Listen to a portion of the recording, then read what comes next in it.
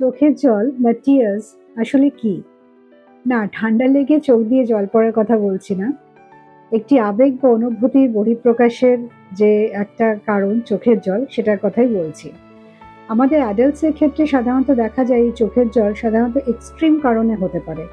যেমন ধরুন, ভীষণ রাগ হলে বা ভীষণ দুঃখ বা কষ্ট পেলে আমরা কাঁদি, বা ধরুন খুব যখন মনে আনন্দ হয় এবং সেটি যখন খুব ইমোশনাল কারণে হয়, তখনও কিন্তু আমরা চোখের জল ফেলি।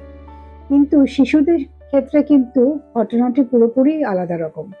যখন একটি শিশু কোনো কিছু না পেয়ে কাঁদতে থাকে, ক্রমাগত কাঁদতে থাকে এবং কোনো কিছু ডিমান্ড করে, ধরুন মোবাইল, বা ধরুন কোনো খেলনা বা তার মনের মতো খাবার, সেটা যখন সে না পেয়ে কন্টিনিউয়াসলি কাঁদতে থাকে, তখন ঠিক আমাদের প্যারেন্টসদের প্রতিক্রিয়া কিরকম হওয়া উচিত?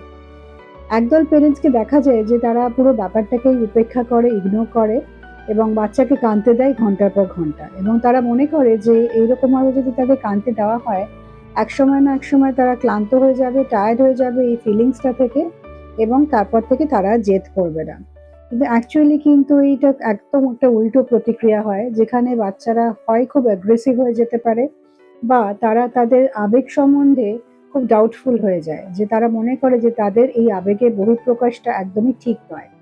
তাই হয়তো তারা দুঃখে, কষ্টে, রাগে পরবর্তীকালে অ্যাডাল্ট হয়ে তাদের চোখের জল ফেলতে তারা কিন্তু বিরত থাকে, এবং সেই সাপ্রেস করার ফলে নানানভাবে তারা কিন্তু ইমোশনালি খুব ডিস্টার্বড হয়ে যায়। আর একদল পেরেন্টস থাকে যারা মনে করেন যে সাথে সাথে বাচ্চার যদি তার ডিমান্ডটা আমরা ফুলফিল করে দিই, তাহলে আমরাও একটু শান্তি পাবো, আর তাকেও কাঁদতে দেওয়া হয় না।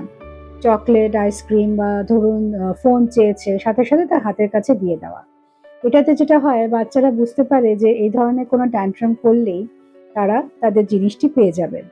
সেক্ষেত্রে কিন্তু তাদের বোঝানো হয় যে আমরা যদি কোনোরকমভাবে একটু ডিফারেন্ট ব্যবহার করতে পারি এবং আমাদের ডিমান্ডটা যদি আমরা খুব অ্যাগ্রেসিভলি জানাতে পারি, তাহলে কিন্তু আমাদের ডিমান্ডটা ফুলফিল হবে। ঠিক এই মুহূর্তে প্যারেন্টসদের কি করা যায়? এই দুটো অবস্থার ঠিক মাঝখানে যদি আমরা একটা ব্যালেন্স করতে পারি, সেটি হচ্ছে যে বাচ্চাকে উপেক্ষা করাও না, আবার বাচ্চার সবকিছু ডিমান্ড মেটানোও না।